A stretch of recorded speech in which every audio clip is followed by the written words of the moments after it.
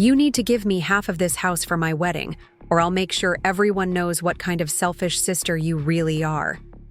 Those words still echo in my mind, spoken by the person I thought I knew better than anyone in the world. But what happened next would teach both of us that blood doesn't always mean loyalty, and sometimes the people closest to you are the ones most willing to destroy everything you've worked for. Before we jump back in, tell us where you're tuning in from, and if this story touches you, make sure you're subscribed because tomorrow, I've saved something extra special for you. My name is Jessica Martinez, and 8 months ago, I thought I was the luckiest granddaughter in the world. I'm 29 years old, work as a marketing coordinator for a growing tech startup in Sacramento. And until recently, I believed my family was built on love, respect, and mutual support. That belief shattered completely when my younger sister, Ashley, decided that my inheritance was actually hers to claim, and she was willing to go to any lengths to get what she wanted. Let me start from the beginning, because understanding how we got here requires knowing who we were before everything fell apart.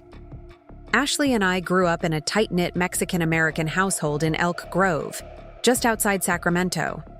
Our parents, Maria and Carlos, worked double shifts to give us opportunities they never had. Mom cleaned office buildings at night while working as a teacher's aide during the day. Dad spent his days in construction and his evenings fixing cars in our garage. To bring in extra money, they sacrificed everything to make sure Ashley and I could go to college, have decent clothes, and never worry about where our next meal was coming from. Our grandmother, Elena Martinez, was the matriarch of our family. She lived in a beautiful 1920s craftsman bungalow in Midtown Sacramento, a house that had been in our family for over 40 years. Abuela Elena was the kind of woman who could make anyone feel welcome with just a smile and a plate of homemade tamales. Her house was where we spent every Sunday after church, where we celebrated birthdays and holidays, and where Ashley and I learned what it meant to be part of something bigger than ourselves. But even as children, there were differences between Ashley and me that would eventually tear our family apart. I was the responsible one, the daughter who helped Abuela Elena with her medications, who called her every day to check in, who spent weekends helping her maintain the garden she was so proud of. Ashley was the charming one, the little sister who could talk her way out of any trouble and somehow always managed to get exactly what she wanted without having to work for it.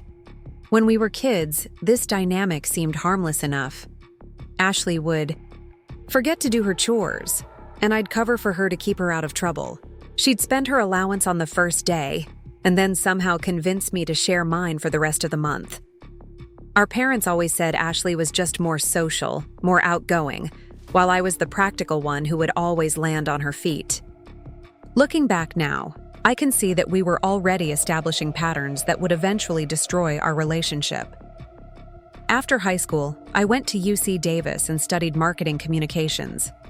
I worked part-time jobs throughout college, lived in the cheapest dorm rooms I could find, and graduated with minimal student debt because I was determined not to burden my parents financially.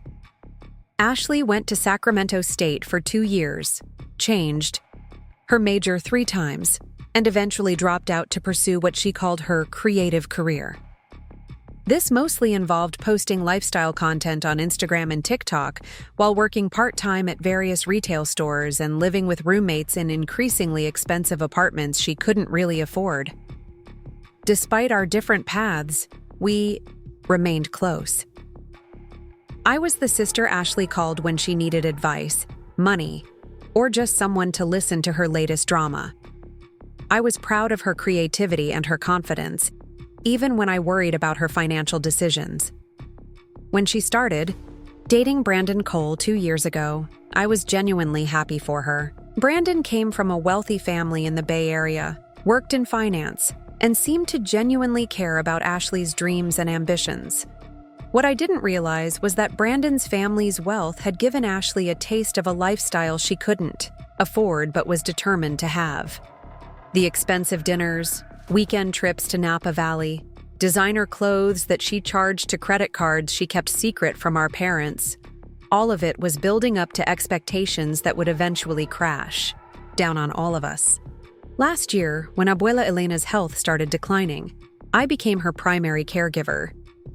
I drive to her house every day after work to help with shopping, cooking, and making sure she took her medications correctly. Ashley would visit occasionally, usually when she needed something or when she wanted to bring Brandon around to show off the beautiful family home.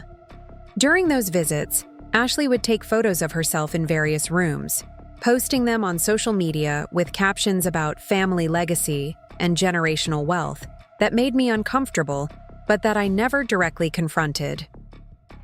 When Abuela Elena passed away peacefully in her sleep 8 months ago, our entire family was devastated. She had been the glue that held us together, the voice of wisdom that guided our decisions, and the source of unconditional love that made us all feel special. The funeral was beautiful, filled with friends and neighbors who shared stories about how Abuela Elena had touched their lives. Ashley and I held each other and cried, and I thought that losing our grandmother might actually bring us closer together. The reading of the will took place a week after the funeral. Our entire family gathered in the living room of Abuela Elena's house, the same room where we'd opened Christmas presents and celebrated birthdays for decades. The attorney, a kind, older man who had known our grandmother for years, read through the various bequests with careful attention to detail. Ashley received Abuela Elena's jewelry collection, including the beautiful gold necklace that had been passed down through 4 generations, along with $15,000 in savings that Abuela Elena had specifically set aside for her. Our parents received various family photographs, some antique furniture, and $10,000 each. There were small gifts for various cousins and friends, each one thoughtfully chosen and deeply personal. And then came the house. To my granddaughter, Jessica Martinez, the attorney read, I leave my home at 1847 24th Street, Sacramento, California, along with all its contents not otherwise specified in this will. Jessica has shown herself to be responsible, caring, and deeply committed to family. I trust that she will honor the legacy of this home and use it to build a strong foundation for her future. The silence in the room was deafening. I felt a mixture of overwhelming gratitude and crushing responsibility. This house represented everything our family had worked for, everything Abuela Elena had preserved and protected. It was worth nearly $450,000, a sum that would change my life completely and give me the financial security I'd never imagined having. Ashley's reaction was swift and sharp. She stood up immediately, her face flushed with anger and disbelief. "This doesn't make sense," she said loudly, addressing the attorney as if he had made a mistake. "Abuela always said this house belonged to the whole family. There has to be an error." The attorney, clearly uncomfortable with the tension in the room, double-checked his paperwork and confirmed that the will was correct and legally binding. Abuela Elena had been very specific about her intentions, and she had updated the will, just 6 months before her death, to ensure that everything was exactly as she wanted it. Our parents tried to mediate, reminding Ashley that she had received valuable gifts and that family was more important than property. But I could see something changing in Ashley's eyes, a calculation that made me deeply uncomfortable. She hugged me before leaving that day, but it felt different somehow, less genuine and more strategic. Over the next few weeks, I threw myself into the process of moving into Abuela Elena's house. It felt strange at first, living in the place, where I'd spent so many happy hours as a child, but gradually it began to feel like home. I painted the guest bedroom, updated the kitchen appliances, and spent hours working in the garden that Abuela Elena had loved so much. The house needed some repairs and updates, but it was structurally sound and absolutely beautiful. Preparing and narrating this story took us a lot of time, so if you are enjoying it, subscribe to our channel. It means a lot to us. Now back to the story. I used most of my savings, about $25,000, to make necessary improvements. New plumbing in the main bathroom, fresh paint throughout the interior, modern appliances in the kitchen, and professional landscaping to restore the garden to its former glory. Every dollar I spent felt like an investment in honoring Abuela Elena's memory and creating a space where our family could continue to gather for years to come. Ashley's visits during this time were frequent, but felt increasingly strained. She would walk through the house with a proprietary air, commenting on my decorating choices and asking detailed questions about the renovations that seemed less about genuine interest and more about assessment. She started bringing Brandon around more often, and I noticed that she would give him tours of the house as if she lived there too, pointing out features and talking about our family home in ways that made me uncomfortable. The social media posts became more frequent and more concerning. Ashley would photograph herself in various rooms of the house, always with captions that implied joint ownership or shared family legacy. She posted photos of herself cooking in the kitchen with captions like, "Sunday dinner prep in our family," "kitchen," and pictures of herself reading in the living room with text that said, "Nothing like relaxing in the family homestead." When friends or followers asked about the beautiful house in her posts, Ashley would respond with vague answers about family property and generational wealth that weren't technically lies, but weren't exactly the truth either. I started to realize that Ashley was creating a narrative on social media that portrayed her as equally invested in and entitled to the house, despite the clear terms of Abuela Elena's will. But I convinced myself that this was just Ashley's way of maintaining her connection to our grandmother's memory, and I didn't want to create family drama by confronting her about something that seemed relatively harmless. 3 months ago, Ashley and Brandon got engaged. The proposal was elaborate and expensive, taking place during a weekend trip to Lake Tahoe that Brandon's parents had paid for. Ashley's engagement ring was stunning, clearly worth more than most people's cars, and the celebration that followed was equally lavish. I was genuinely happy for them and excited about the prospect of gaining Brandon as a brother-in-law. But almost immediately after the engagement, Ashley's behavior began to change in ways that were impossible to ignore. She started making comments about wedding expenses and how family should support family during important milestones. She would mention Brandon's family's expectations about the wedding and how important it was to make a good impression on his relatives, many of whom were successful professionals and business owners. The first direct request for money came about a month after the engagement. Ashley called me on a Tuesday evening, clearly emotional and stressed. She explained that Brandon's family was expecting a certain level of wedding, with specific venues, and vendors that were far more expensive than anything she had initially planned. She asked if I could lend her $10,000 to help cover some of the initial deposits, promising to pay me back over time. I agreed to help, transferring the money from my savings account the next day. Ashley was effusively grateful, promising that this would be the only time she would need to ask for financial help, and that she would never forget how I had supported her during such an important time in her life. But the requests didn't stop there. Over the following weeks, there were smaller asks for various wedding-related expenses. A dress that was perfect but slightly out of budget. Photography services that were exactly what she wanted but more expensive than she had planned. Flowers that would create the exact aesthetic she was envisioning but required a larger deposit than she could manage on her own.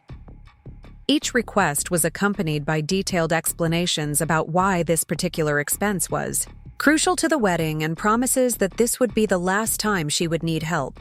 I found myself saying yes again and again, partly out of love for my sister and partly out of a growing sense that refusing would create the kind of family conflict I had always worked hard to avoid. By the time 2 weeks ago arrived, I had lent Ashley nearly $20,000 for various wedding expenses. My savings account was depleted. My credit cards were carrying balances for the first time in years, and I was starting to feel genuinely stressed about my own financial situation. But I told myself that this was temporary, that Ashley would pay me back as promised, and that supporting family during important life events was worth the temporary financial strain. That was before Ashley showed up at my house on a Sunday afternoon, with a folder full of wedding venue brochures and a demand that would change everything between us forever. She arrived around 2 in the afternoon, letting herself in with the spare key I had given her months earlier. I was in the kitchen, making lunch and enjoying the quiet Sunday atmosphere, when I heard her voice calling from the living room. "Jess, we need to talk about something important," she said, her tone serious in a way that immediately put me on edge. "Can you sit down for a minute?" I found her in the living room, seated on the couch with a thick folder of papers spread out on the coffee table in front of her. She was dressed more formally than usual, wearing a blazer and carrying herself with an air of authority that seemed completely out of character for a casual Sunday visit. "I've been doing a lot of thinking about the wedding," she began, "and I've realized that we need to have a serious conversation about fairness and family responsibility." She opened the folder and began pulling out brochures from various high-end wedding venues around Sacramento and the Bay Area. The Sterling Grand, a luxury hotel in downtown Sacramento, the Ritz-Carlton in Half Moon Bay, several exclusive wineries in Napa Valley. Each venue was more expensive than the last, with price tags that made my head spin. "Brandon's family is expecting a certain level of celebration," Ashley continued, "and I've been trying to figure out how to make that happen, without putting too much financial burden on Mom and Dad. They've already done so much for both of us over the years." I nodded, assuming this was leading to another request for a loan or perhaps a discussion about scaling back some of the more expensive elements of the wedding. Instead, Ashley leaned forward and looked directly into my eyes with an expression I had never seen before. It was calculating and determined, with an edge of entitlement that made me genuinely uncomfortable. "I need you to take out a home equity loan against this house," she said calmly, as if she were asking me to pass the salt. "I need $225,000 for the wedding. It's exactly half of what the house is worth, which seems fair considering this is family. Property that we both grew up in." The words hit me like a physical blow. I felt the blood drain from my face as I processed what my sister had just asked me to do. She wanted me to mortgage the house that our grandmother had left specifically to me, the house that I had spent months renovating with my own money, the house that represented my financial security and my connection to our family history. "Ashley," I said slowly, trying to keep my voice steady, "this house isn't family property. Abuela Elena left it to me specifically. The will was very clear about that." Ashley's expression hardened immediately. "The will was unfair," she said, her voice rising slightly. "Abuela Elena made that decision when she was old and sick, and she wasn't thinking clearly about what was best for the whole family. You know, that I loved her just as much as you did, and I have just as much right to benefit from her legacy." I felt a surge of anger that surprised me with its intensity. "Ashley, I was there every single day taking care of her. I was the one making sure she took her medications, helping her with grocery shopping, driving her to doctor's appointments. Where were you during all of that?" "I was busy with my own life," Ashley shot back.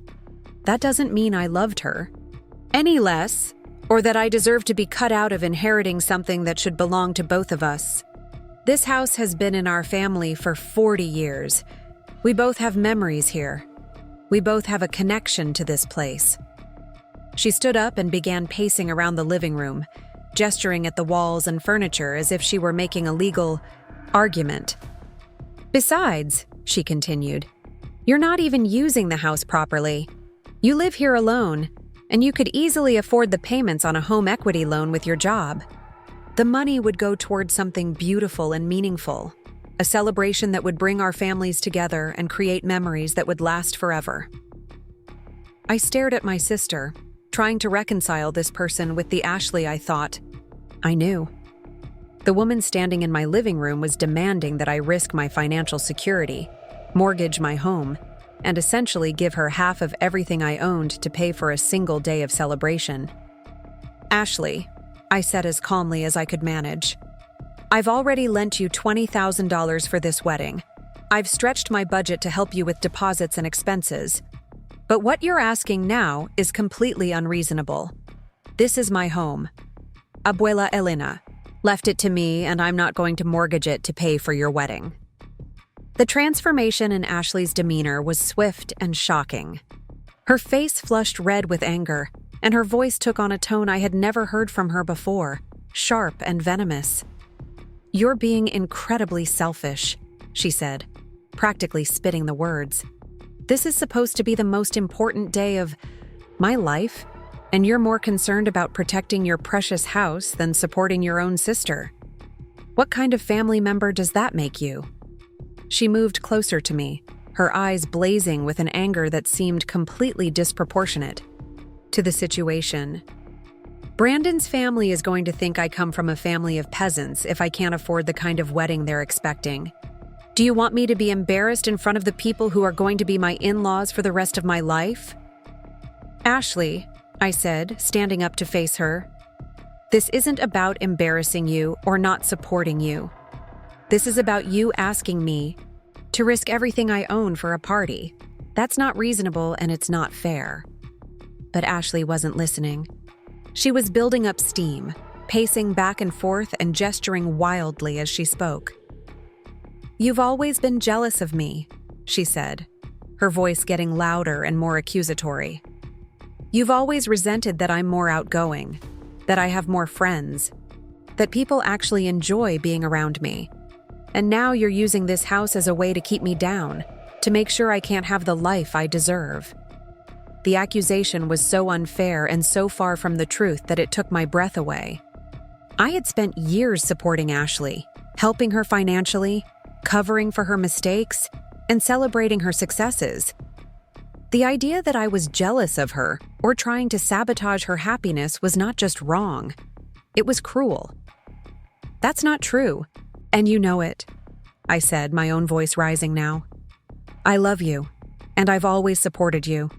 But I'm not going to mortgage my home to pay for your wedding. That's not supporting you. That's enabling you to make a financial decision that could destroy both of our futures." Ashley stopped pacing and turned to face me directly. Her expression was cold and calculating in a way that made me feel like I was looking at a stranger. "Fine," she said, her voice suddenly calm and controlled.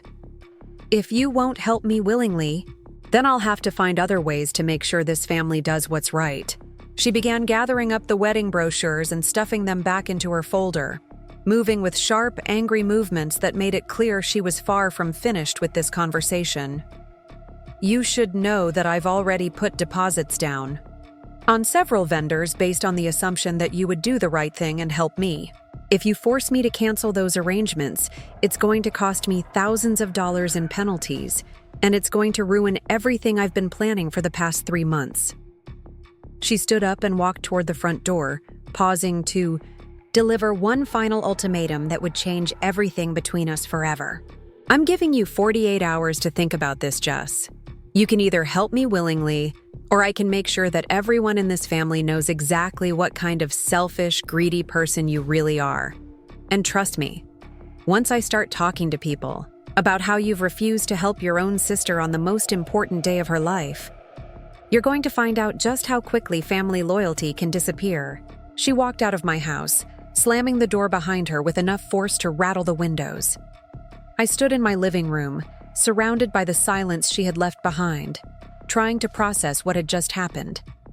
My sister, the person I had loved and supported my entire life, had just threatened me. She had demanded that I risk my financial security for her wedding, and when I refused, she had promised to destroy my reputation within our family if I didn't comply with her demands.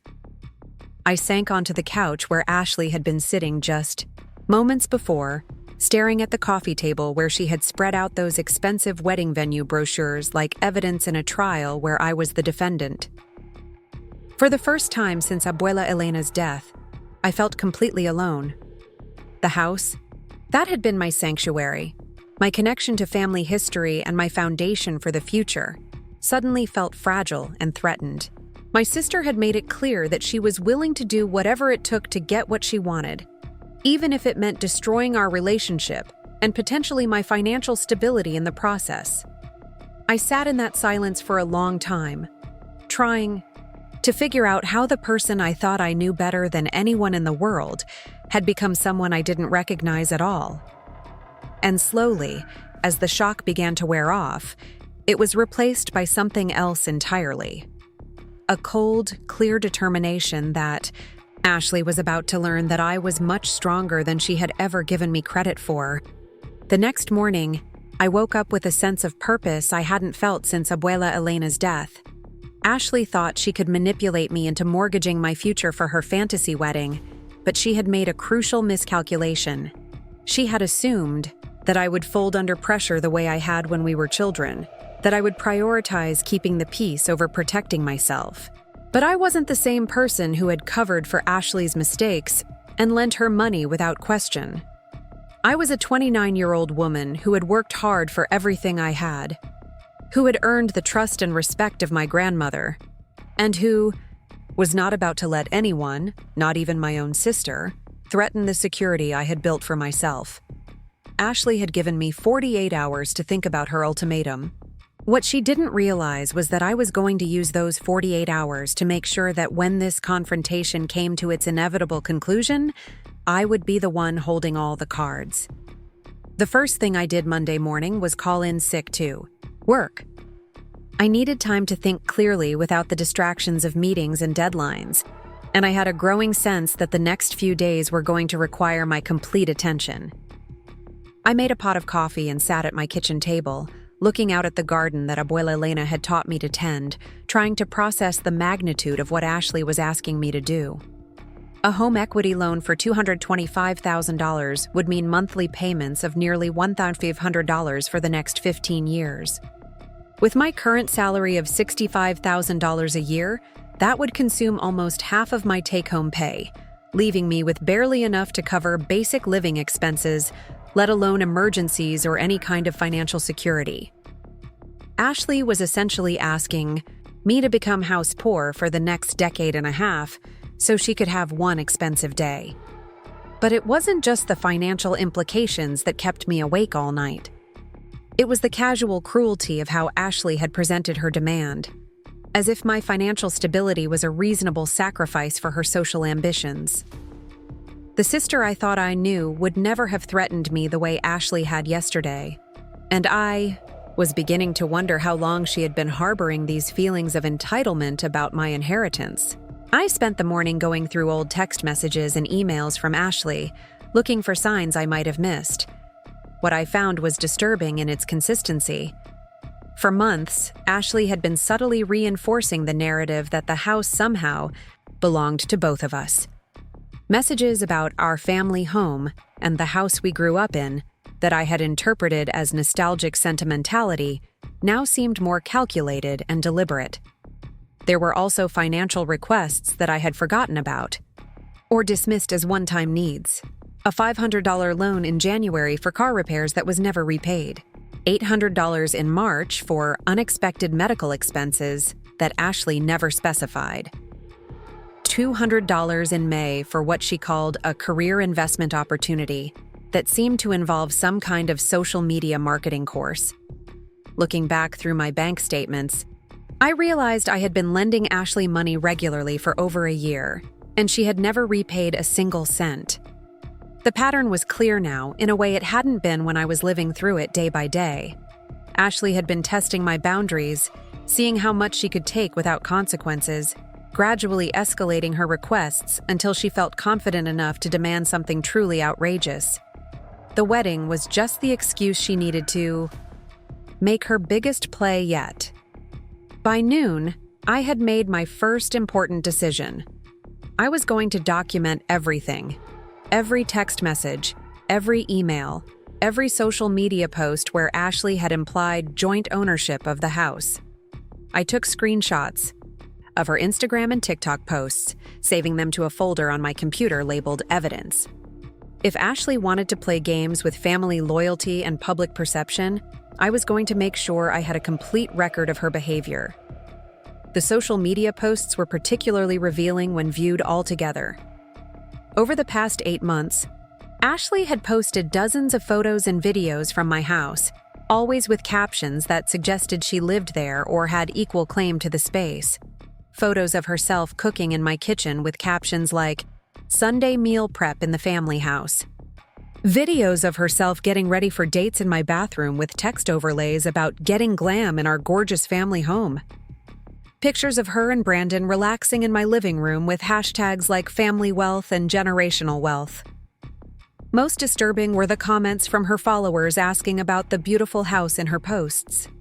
Ashley consistently responded with vague statements like family property and blessed to have such a beautiful family legacy, never correcting people who assumed she lived there or owned part of it. In several instances, she had explicitly told people that the house belonged to both sisters and that she was equally invested in maintaining the family property. I realized that Ashley hadn't just been manipulating me, she had been creating a public narrative that would make it socially difficult for me to refuse her demands. If I said no to funding her wedding, she could point to months of social media content as evidence that I was being unfairly possessive of something that rightfully belonged to both of us. Her followers would see her as the victim of a greedy sister who was selfishly hoarding family wealth. The more I uncovered, the angrier I became. This wasn't a desperate sister making a last-minute plea for help. This was a calculated campaign of manipulation and deception that had been building for months. Ashley had been planning this confrontation, preparing her arguments, and positioning herself as the wronged party long before she ever showed up at my house with those wedding brochures. That afternoon, I made my second important decision. I was going to get professional help. This situation was too complex and too emotionally charged for me to handle alone, and I needed people with expertise who could help me understand my options and protect my interests. My first call was to Maya Chen, my best friend from college who had become a successful real estate attorney. Maya and I had stayed close over the years, getting together for dinner once a month and texting regularly about work and life. She knew about my inheritance and had even visited the house several times since I moved in, always complimenting me on the renovations and expressing how happy she was that I had such a solid foundation for my future. "Maya, I need your professional advice about something serious," I said when she answered her phone. "Do you have time to talk privately?" "Of course," she replied, and I could hear the concern in her voice. "What's going on?" I explained the situation carefully, from Ashley's escalating financial requests to yesterday's confrontation and ultimatum. Maya listened without interrupting, occasionally asking clarifying questions about dates and amounts. When I finished, there was a long silence on the other end of the line. "Jess," Maya finally said, her voice tight with controlled anger. "What Ashley is doing has a name. It's called financial extortion, and it's not just unethical, it could be illegal depending on exactly what threats she makes." The word extortion hit me like a slap. I had been thinking of this as a family dispute, a sister being unreasonable and entitled. But Maya was right. Ashley was threatening to damage my reputation and relationships if I didn't give her money. That wasn't family drama. That was a crime. "I need to see all the documentation you mentioned," Maya continued. "The text messages, the social media posts, everything. Can you come to my office tomorrow morning? We need to talk about this in detail and figure out how to protect you." After hanging up with Maya, I felt a mixture of relief and apprehension. Relief, because I was no longer facing this alone, and apprehension because involving lawyers meant this situation was more serious than I had wanted to admit. But Ashley had forced this escalation with her threats and ultimatums, and I was going to make sure I was prepared for whatever came next. My third call was to my parents. This was the conversation I was dreading most, because I knew Ashley would eventually involve them in her campaign to pressure me into compliance. I needed to control the narrative before she had a chance to present her version of events. "Mija, how are you?" My mother answered, her voice warm with the affection that had always made me feel safe and loved. "I'm okay, Mom, but I need to talk to you and Dad about something important. Is this a good time?" I heard her calling to my father in the background, and soon both of my parents were on the line, their voices mixing with concern and curiosity. "What's wrong, sweetheart?" my father asked. "You sound upset."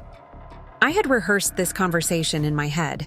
but actually having it was more difficult than I had anticipated. These were the people who had raised both Ashley and me, who loved us equally and had always encouraged us to support each other. How do you tell your parents that one of their daughters is trying to extort the other? Ashley came to see me yesterday. I began carefully. She wants me to take out a home equity loan against Abuela Elena's house to pay for her wedding. She's asking for $225,000. The silence that followed was deafening. I could practically hear my parents processing this information, trying to understand why their youngest daughter would ask for such an enormous sum of money. "That's a lot of money, mija," my mother said finally. "Did she explain why she needs so much for a wedding?" I told them about the expensive venues Ashley had shown me, about Brandon's family's expectations, and about the deposits she claimed to have already made. I also mentioned the $20,000 I had already lent her over the past few months, money they didn't know about because Ashley had asked me to keep our financial arrangements private. "But here's the part that really concerns me," I continued. "When I told her I couldn't take out that kind of loan, she threatened me. She said she would make sure everyone in the family knew what kind of selfish person I was if I didn't help her." My father's reaction was swift and sharp. "She threatened you? Ashley threatened her own sister over money?" "She also said she's been telling people that the house belongs to both of us," I added. "I've been looking at her social media posts, and she's been implying for months that she has equal claim to Abuela Elena's house. She's never corrected people who assume she lives there or owns part of it." My mother's voice was strained when she spoke again. "Jess, your grandmother left that house to you specifically. Ashley received the jewelry and money, and she seemed happy with that at the time. We all understood that Elena made those decisions based on who she felt would be the best caretaker for the property. I know, Mom, but Ashley doesn't see it that way anymore. She thinks the will was unfair, and she's decided that I owe her half the value of the house." My parents asked more questions about the timeline of events, about Ashley's financial situation, and about the specific threats she had made. With each answer I gave, I could hear them becoming more concerned and more disappointed in their younger daughter's behavior. "What are you going to do?" my father asked. "I'm meeting with a lawyer tomorrow," I replied. "I want to understand my options and make sure I'm protected. This isn't just about the money, it's about Ashley threatening to damage my relationships if I don't comply with her demands." My mother sighed deeply. "I'm so sorry this is happening, mija. Family should never treat family this way. We need to talk to Ashley," my father added. "She needs to understand that what she's asking isn't reasonable, and threatening you is completely unacceptable." I appreciated their support, but I also knew that Ashley was capable of manipulating our parents in ways that I couldn't predict or control. She had always been skilled at presenting herself as the victim, and I suspected she would tell them a very different version of our confrontation if given the chance. "I think it's better if you don't get involved right now," I said carefully. "Let me handle this legally first, and then we can decide how to approach it as a family." After hanging up with my parents, I felt emotionally drained but more resolute than ever. The people who mattered most in my life understood the situation and supported my position. Ashley's threats to turn the family against me were already proving to be less powerful than she had assumed. That evening, I received a text message from Ashley that confirmed my suspicions about her manipulative tactics. "I've been thinking about our conversation yesterday, and I'm really hurt that you don't want to help me celebrate the most important day of my life. I know you have the means to help me, and I can't understand why you're choosing to be selfish instead of supportive. I'm going to give you until Wednesday to reconsider, but I really hope you'll do the right thing before I have to take other steps." The message was clearly crafted to sound reasonable and emotionally manipulative rather than explicitly threatening. Ashley was smart enough to avoid putting anything too incriminating in writing, but the implication was clear. She was escalating her timeline and preparing to make good on her threats if I didn't comply. I screenshot the message and added it to my evidence folder, then composed a careful response. Ashley, I love you and want you to have a beautiful wedding, but I cannot and will not take out a loan against my house to pay for it. This isn't about being selfish or unsupportive. It's about protecting my financial security and honoring the wishes of our grandmother, who left this house to me specifically. I hope you can understand and respect my position. Her response came within minutes, and it was far less measured than her previous message. I can't believe you're hiding behind Abuela Elena's will like that's some kind of excuse. You know, she would have wanted us to support each other, especially during important life events. If you really cared about family, you would find a way to help me instead of making excuses. I guess I was wrong about what kind of person you really are. I didn't respond to that message, but I did screenshot it and add it to my growing collection of evidence. Ashley was becoming more aggressive and more explicitly manipulative with each exchange, and I wanted to have a complete record of her behavior. Tuesday morning, I drove to Maya's office in downtown Sacramento, carrying a folder full of printed screenshots, bank statements, and documentation of every financial transaction I could remember having with Ashley. Maya's law firm occupied the Y's top floor of a sleek office building with a view of the state capitol, and her corner office was impressive enough to remind me that she had done very well for herself since graduation. "Jess?" Maya said, standing up from behind her desk to give me a hug. I have to say, after our conversation yesterday, I did some research on financial extortion cases, and I'm even more concerned about what Ashley is doing to you. She gestured for me to sit in one of the comfortable chairs across from her desk, and I handed her the folder of documentation I had prepared. "Before we get into the legal specifics," Maya continued, "I want you to understand something important. What Ashley is doing to you is a pattern of behavior that has a name in legal circles. It's called financial abuse, and it's more common in family situations than most people realize." Maya opened the folder and began examining the screenshots and bank statements I had brought. As she read through the social media posts and text messages, her expression grew increasingly serious. "This is worse than I thought," she said after several minutes of review. "Ashley has been creating a public narrative of joint ownership for months, which suggests this isn't a spontaneous request, but a premeditated campaign to pressure you into compliance." She pointed to several Instagram posts where Ashley had implied that she lived in the house or had equal claim to it. "She's been laying groundwork to make her demands seem reasonable, and your refusal seem unreasonable. This level of planning and manipulation suggests that she's thought very carefully about how to maximize pressure on you." Maya pulled out a legal pad and began taking notes as she spoke. "From a legal standpoint, you're in a strong position. The house is clearly yours according to your grandmother's will, and there's no legal basis for Ashley's claim that she deserves half the value. But from a practical standpoint, she's created a situation where she can cause you significant social and emotional damage if you don't comply with her demands." "What can I do to protect myself?" I asked. "First, we're going to document everything she's already done and everything she does going forward. Keep screenshotting social media posts, save all text messages and emails, and if she makes any verbal threats, write them down immediately with dates and times." Maya flipped to a new page on her legal pad. "Second, we're going to prepare a cease and desist letter demanding that she stop making false claims about owning or having rights to your property. This will serve two purposes. It will put her on legal notice that her behavior is unacceptable, and it will create a paper trail showing that you've tried to resolve this matter reasonably. And what if she ignores the cease and desist letter? Then we escalate.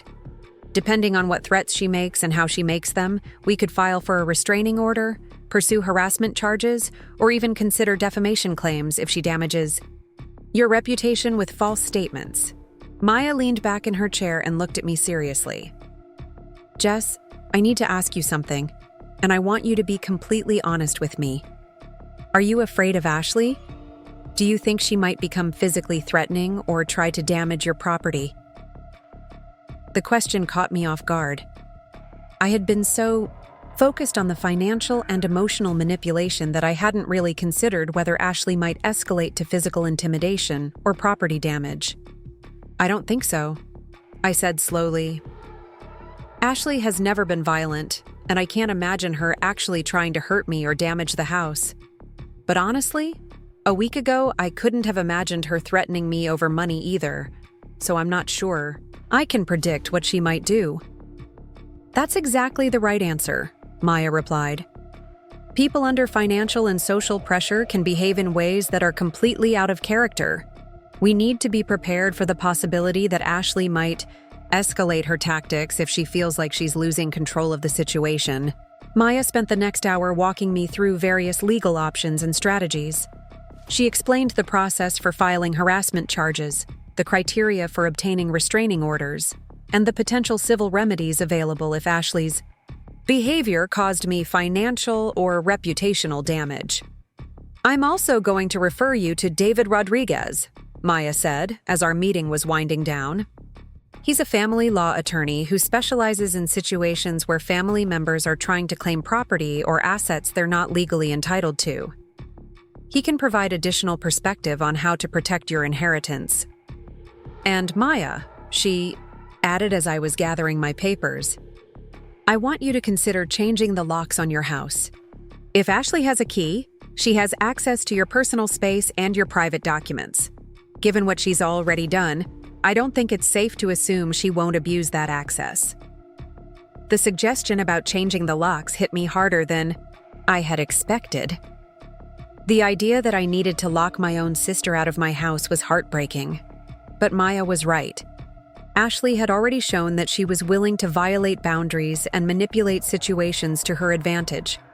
Giving her continued access to my home was a risk I couldn't afford to take. That afternoon, I called David Rodriguez and scheduled an appointment for the following day. I also contacted a locksmith and arranged to have all the locks on my house changed that evening. When the locksmith asked if I wanted to keep any spare keys hidden, I told him no. For the first time in my adult life, I was going to be the only person with access to my home.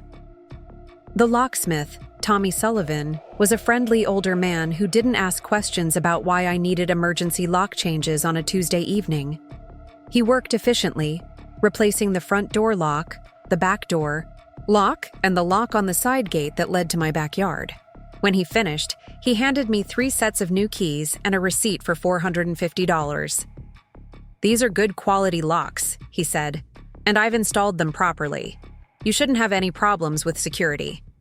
As I watched him drive away, I felt a mixture of sadness and relief. Sadness because I was essentially locking my sister out of my life, and relief because I finally felt like I had some control over the situation. Ashley could no longer show up uninvited or access my personal space without my permission. Wednesday morning brought a flurry of text messages from Ashley, each one more agitated than the last. "I tried to stop by the house last night to talk to you, but my key doesn't work anymore. Did you change the locks? I can't believe you changed the locks to keep me out of our family home. This is exactly the kind of selfish behavior I was talking about. You're being completely unreasonable, and I'm not going to let you get away with this. If you don't want to do the right thing voluntarily, then I'll have to make sure other people know what kind of person you really are. I'm coming over at 6 p.m. tonight, and you better be ready to have a serious conversation about fixing this situation." I screenshot each message and added them to my evidence folder, then forwarded them to Maya with a note asking for advice on how to respond. Her reply was swift and clear. "Do not let her into your house. If she shows up, tell her through the door that you're not willing to discuss this matter further and that all communication needs to go through your attorney. If she refuses to leave or becomes threatening, call the police immediately." That afternoon, I met with David Rodriguez at his office in Midtown Sacramento. David was younger than I had expected, probably in his early 40s, with an easy manner that put me at ease despite the stressful circumstances. "Maya filled me in on the basics of your situation," he said after we had settled into chairs in his office. I've reviewed the documentation she sent over, and I have to say, your sister has created quite a complicated situation for herself.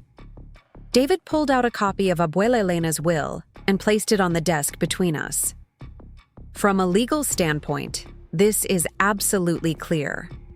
Your grandmother left the house to you specifically, with no conditions or requirements that you share it with other family members. Your sister has no legal claim to the property or its value. But that doesn't mean she can't cause you problems, he continued.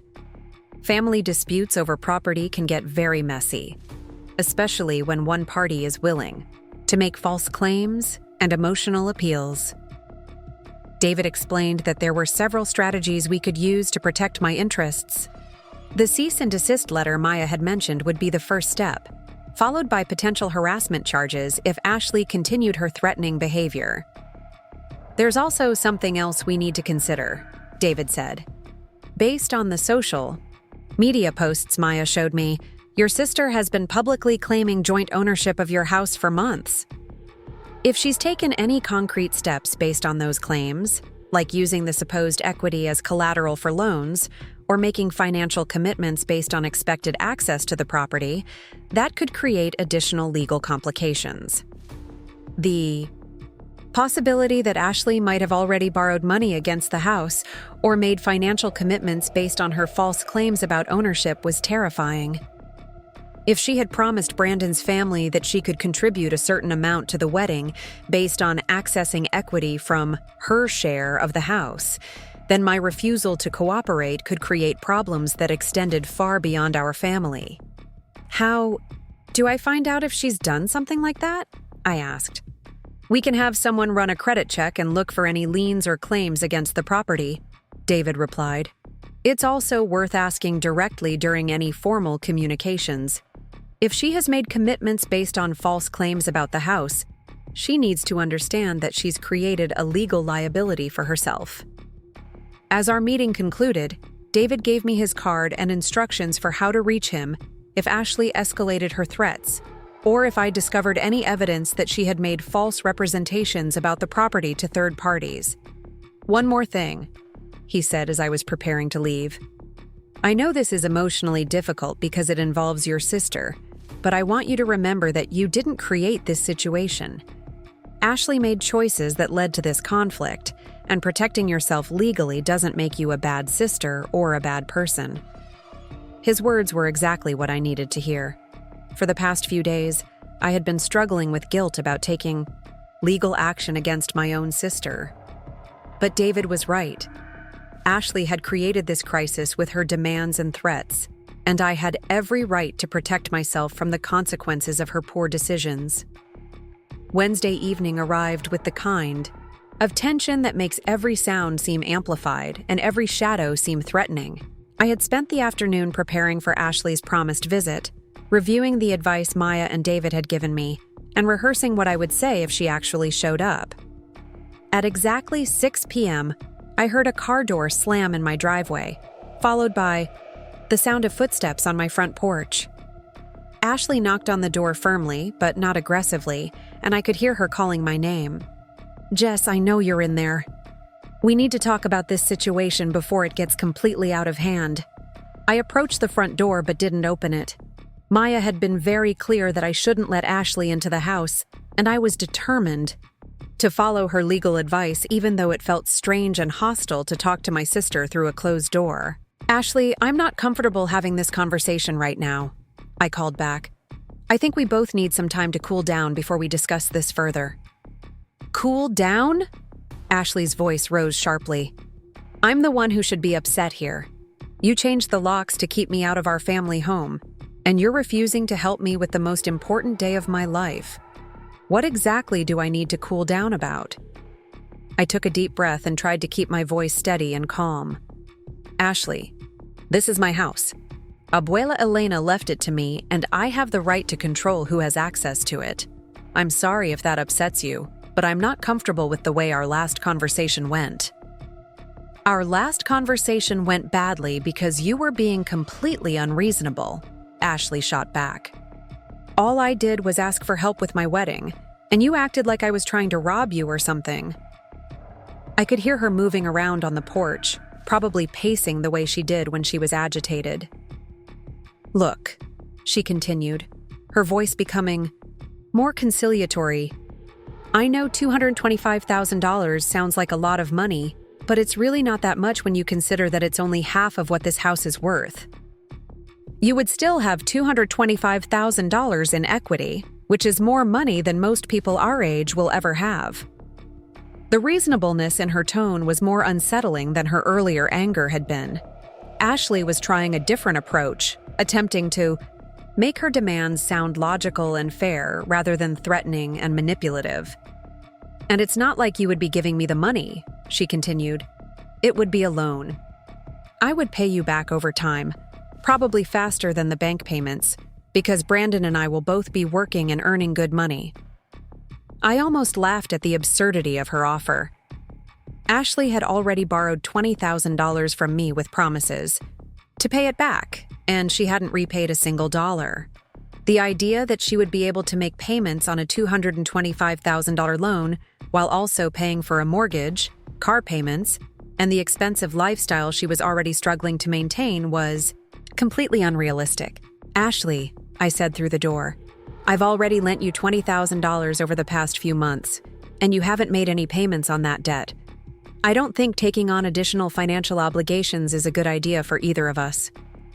The silence that followed was long enough that I began to wonder if she had left. Then I heard her voice again, and the conciliatory tone was completely gone. "So that's it? You're just going to hide behind that door and refuse to even discuss this like adults? You're going to let me lose all the deposits I've already paid and humiliate myself in front of Brandon's family because you're too selfish to help your own sister?" "I'm not trying to humiliate you," I replied. "I'm trying to protect my financial security. What you're asking me to do would put me at serious financial risk, and I can't do that." "Financial risk?" Ashley's voice was getting louder and more aggressive. "You make good money, you have no debt, and you own a house worth almost $500,000. What financial risk are you talking about?" I could hear her testing the door handle, trying to see if it was unlocked despite the changed locks. "The risk of not being able to make loan payments if something happens to my job," I explained. "The risk of being house poor for the next 15 years. The risk of not having any savings or emergency fund because all my money is going to pay for your wedding." "Your job?"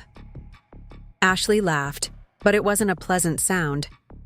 "You work for some startup tech company that probably won't even exist in 5 years. At least my wedding is something real and meaningful, something that will create lasting memories and bring our families together." Her dismissal of my career was insulting and hurtful, but it also revealed something important about how Ashley viewed our respective priorities.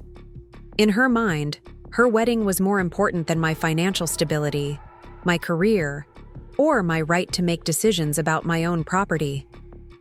"Ashley, I'm not going to continue this conversation through the door," I said firmly. "If you want to discuss this further, you can contact my attorney." "Your attorney?" The shock in her voice was genuine. "You hired an attorney?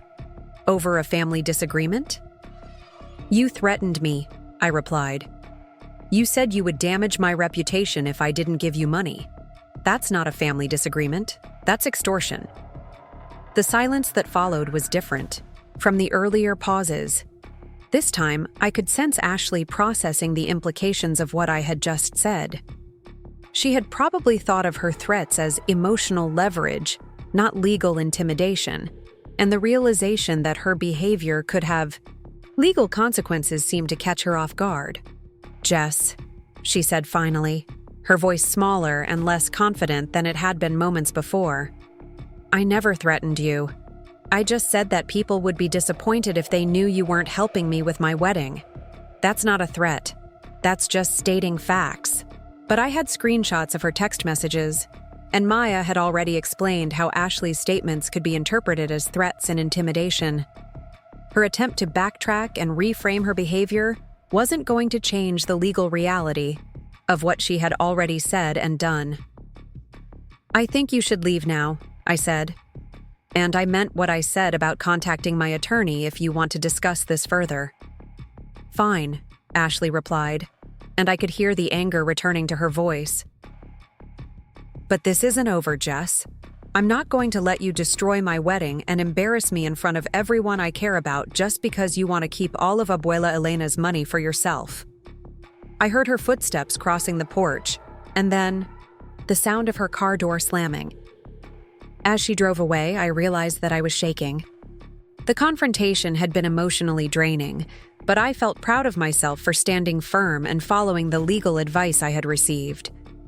That night, I called Maya to update her on Ashley's visit and to report the new threats Ashley had made.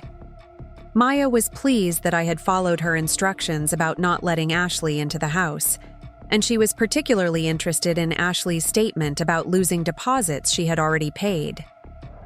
"That suggests she's made financial commitments based on the assumption that you would fund her demands," Maya said.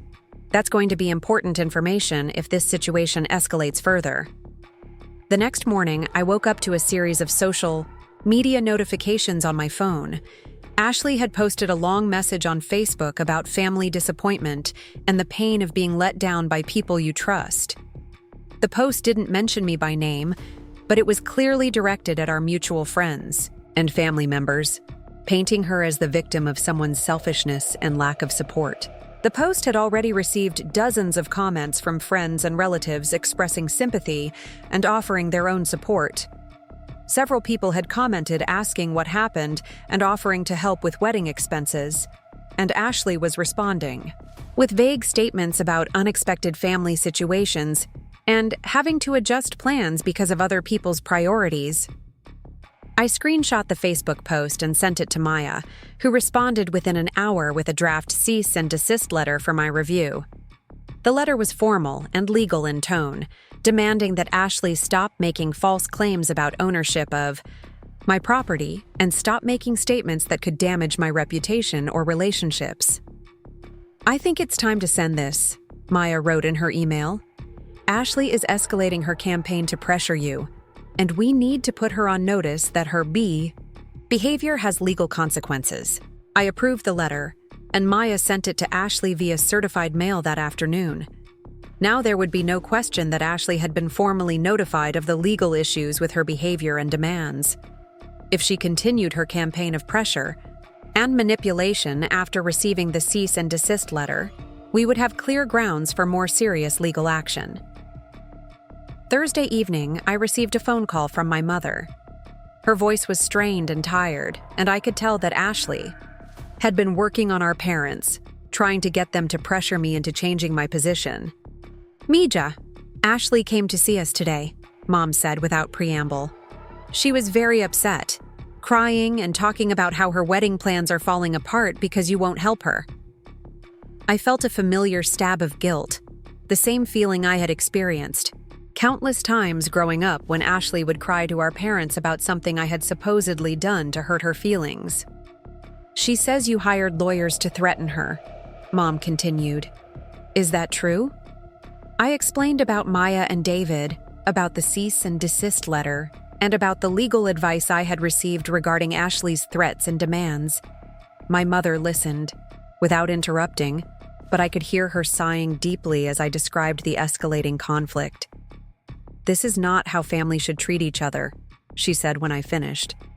"Both of you are letting this situation get out of control, and it's breaking my heart to see my daughters fighting over money." "Mom, I'm not fighting over money," I replied. "I'm protecting myself from extortion. Ashley threatened to damage my reputation if I didn't mortgage my house to pay for her wedding. That's not a family disagreement. That's criminal behavior." "She's under a lot of pressure, Mija. Planning a wedding is stressful, and Brandon's family has expectations that she's trying to meet. Maybe she didn't express herself well, but she's not a criminal." "Earth!" I could hear the pain in my mother's voice, and I understood that she was trying to preserve family harmony in the only way she knew how. But her attempts to minimize Ashley's behavior and pressure me to give in were exactly what Ashley was counting on. "What did Ashley tell you about the deposits she's already paid?" I asked. There was a pause before Mom answered. She said she put down money on venues and vendors based on the assumption that you would help her, and now she might lose those deposits if she has to cancel. Did she tell you how much money I've already lent her? Or how much she's asking? Me to borrow against my house? Another pause. She said you've helped her with some expenses, but that you were refusing to help with the bigger costs that really matter. I realized that Ashley had presented our parents with a carefully edited version of events. One that made her sound like a reasonable person asking for reasonable help, rather than someone demanding $250,000 and threatening retaliation if refused. Mom, Ashley wants me to take out a $225,000 loan against my house. That would mean monthly payments of $1,500 for the next 15 years. It would consume almost half of my take-home pay and leave me with no financial security. The silence that followed told me that Ashley had not shared those specific numbers with our parents. That's a lot of money, Mom said finally. And I've already lent her $20,000 over the past few months, money she's never repaid. The $225,000 isn't supposed to be a gift. It's supposed to be a loan. But based on her track record, I don't think she has any realistic plan for paying it back. I could hear my mother processing this information, the numbers probably sinking in for the first time.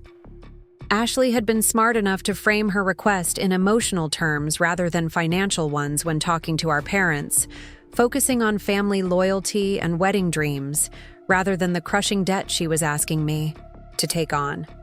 I had no idea it was that much money, Mom said quietly.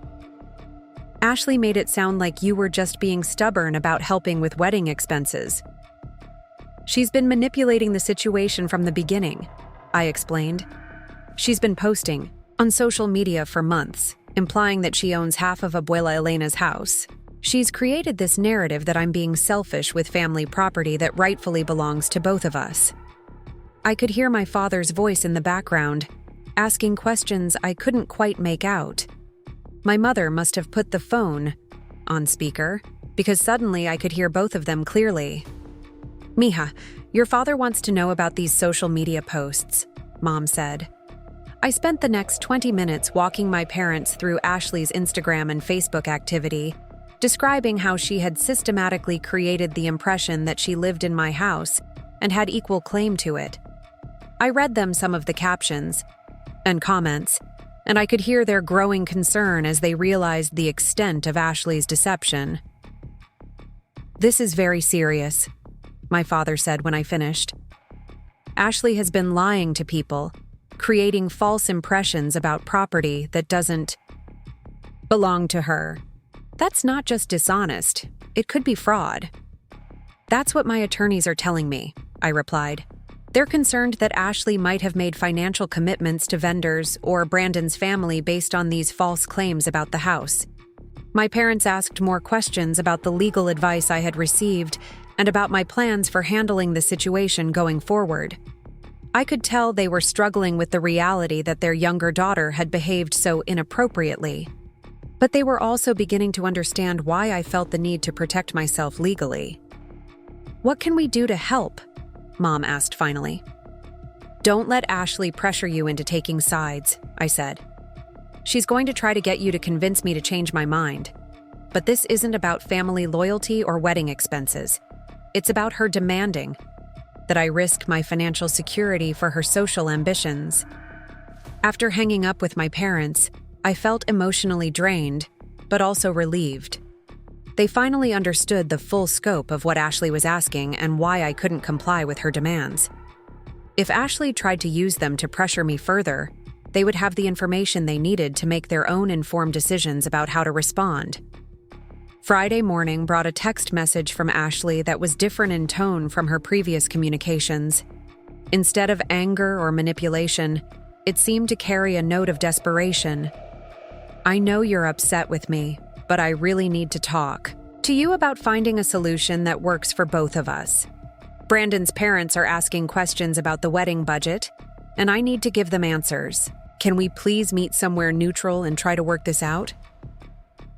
I forwarded the message to Maya, who called me within minutes.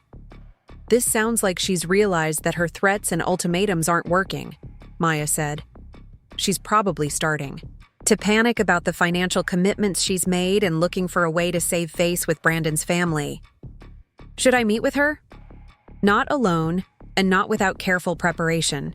If you do decide to have a conversation, it should be in my office with me present as your legal representative. That way, everything will be documented, and you'll have professional support if she tries to manipulate or pressure you." Maya suggested that we respond to Ashley's message with an offer to meet at Maya's office, making it clear that any discussion would take place in a legal setting with formal documentation. This would serve multiple purposes. It would demonstrate that I was willing to communicate, but it would also make clear that I was taking the situation seriously from a legal standpoint. I sent Ashley a carefully worded response. "I'm willing to discuss the situation, but given the threats you've made and the legal issues involved, any meeting will need to take place at my attorney's office with legal representation present. If you're genuinely interested in finding a solution, please contact Maya Chen's office to schedule an appointment." Ashley's response came quickly, and it revealed just how desperate she was becoming. "I can't afford to hire an attorney just to have a conversation with my own sister. This is getting completely out of hand.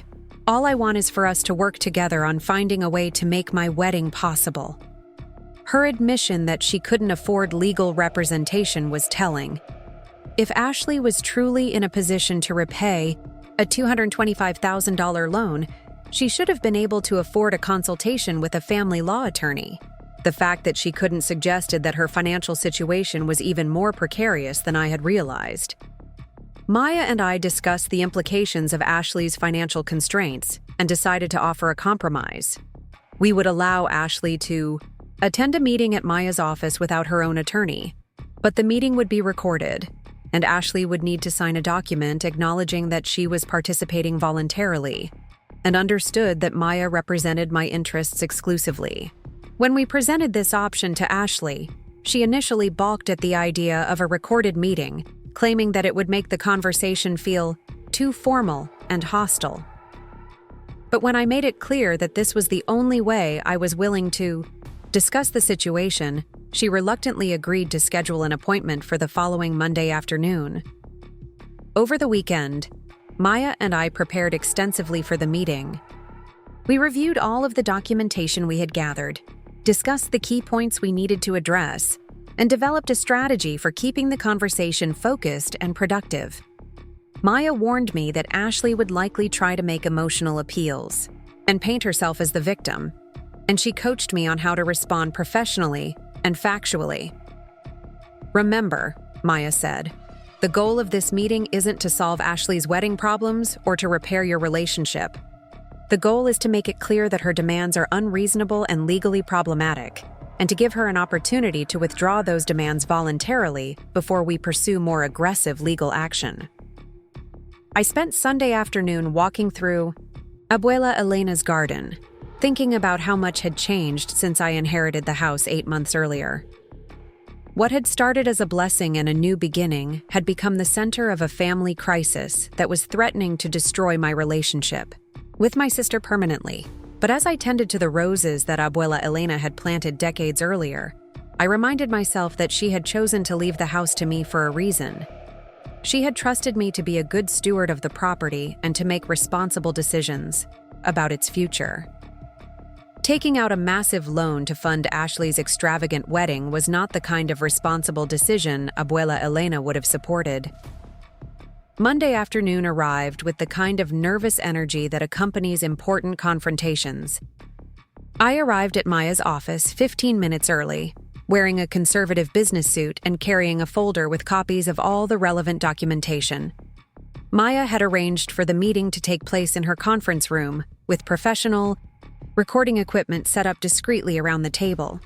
Ashley arrived exactly on time, accompanied by Brandon. I hadn't expected him to attend, and Maya looked surprised as well. Ashley introduced him as her moral support, but his presence added a new dynamic to the meeting that we hadn't planned. For Brandon Cole was exactly what I had expected based on Ashley's descriptions.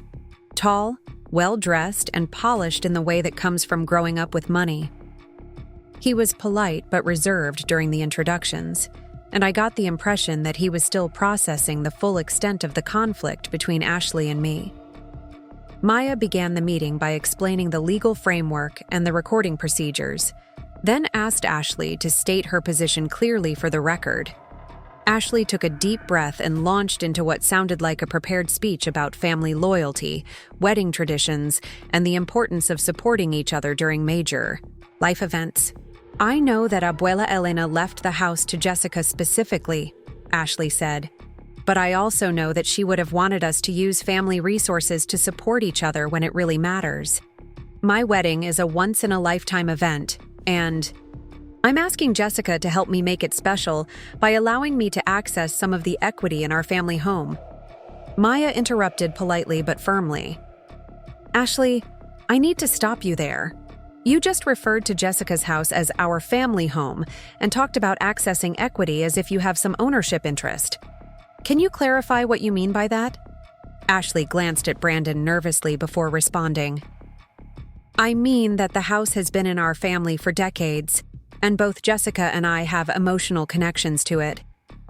We both grew up visiting Abuela Elena there, and we both have memories tied to that property. But you understand that emotional connections don't create legal ownership rights," Maya continued. "The house belongs to Jessica exclusively, according to your grandmother's will. You have no legal claim to the property or its value." "I understand that legally the house is in Jessica's name," Ashley replied, "but I think there's a moral obligation for family members to help each other when they have the resources to do so."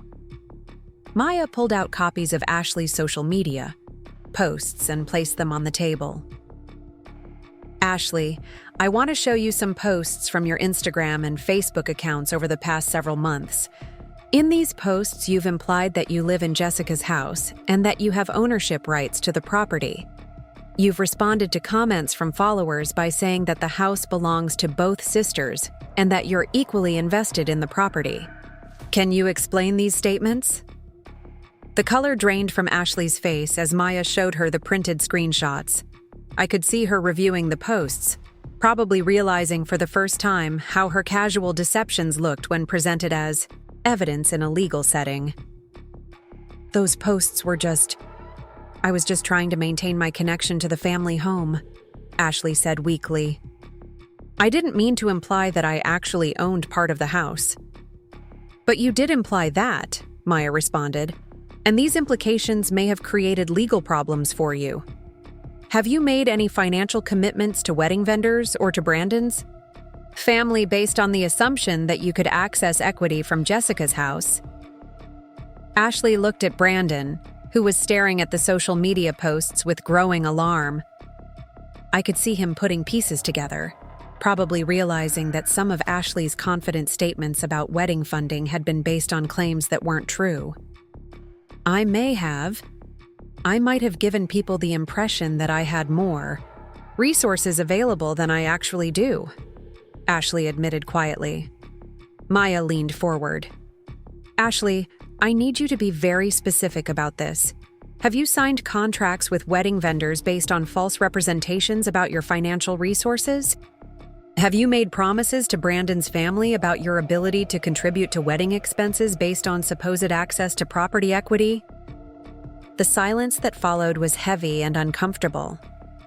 Ashley was clearly struggling with how much to admit, and Brandon was looking increasingly concerned about what he was hearing. Finally, Brandon spoke up. "Ashley, you told my parents that you and Jessica co-owned your grandmother's house, and that you would be able to contribute $200,000 to the wedding expenses by accessing equity from the property. Was that not true?" Ashley's composure finally cracked completely. She began crying, not the manipulative tears she had used during our childhood disagreements, but genuine tears of shame and desperation. "I didn't know what else to do," she sobbed. "Your parents were expecting such an expensive wedding, and I knew I couldn't afford it on my own. I thought if I could convince Jessica to help me, then everything would work out, and nobody would ever know that I had exaggerated about My resources. Brandon's expression was a mixture of anger and disbelief. Ashley, you lied to my family about having access to hundreds of thousands of dollars. Do you understand how serious that is? Maya took control of the conversation before it could devolve into a personal argument between Ashley and Brandon. Ashley, let's focus on the legal issues here. You've made false representations about property ownership, and you've apparently used those false representations to make financial commitments you can't fulfill. That's fraud. I never meant for it to be fraud, Ashley protested. I really believed that Jessica would help me once she understood how important this was.